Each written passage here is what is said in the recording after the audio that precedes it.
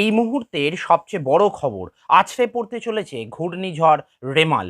আমাদের পাওয়া তথ্য অনুসারে ঘূর্ণিঝড়গুলো সবসময় কিন্তু আছড়েই পড়ে, শান্তভাবে পড়বার মতন ভদ্রতা তাদের মধ্যে মোটেও থাকে না।